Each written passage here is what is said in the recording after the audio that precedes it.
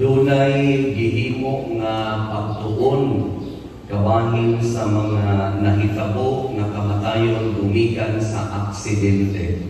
Balikon ako, dunay gihimo nga pagtuon ustabi mahitungod sa mga kamatayon nga nahitabo gumikan sa aksidente. Matod pa sa pagtuon, 20% sa grabe nga aksidente kanang fatal kaayo, no? Nahitabo sa sakyanan o kanang gitawag na to og car accident. 17% nga aksidente nahitabo sulod sa balay. 14% ang aksidente nahitabo sa kadalanan, sidewalks, mga kalye. 16% nga aksidente nahitabo diha sa kahanginan, sa eroplano, sa tren o sa kadagatan.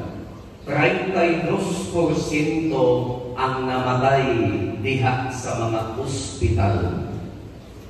O paminaw, only 0.001% ang aksidente nga namatay diha sa simbahan panahon sa pagsimba. Walay 1% na aksidente, wakaabot o 1%, kay 0.001 ra ang aksidente nga nahitabo sulod sa simbahan panahon sa pagsimba. Sa ato pa, sumala sa pagtuon, ang pinaka-safest place, pinaka-safety nga lugar nga mahimutangan nato, dili balay, dili sakyanan, dili ospital, kundi simbahan.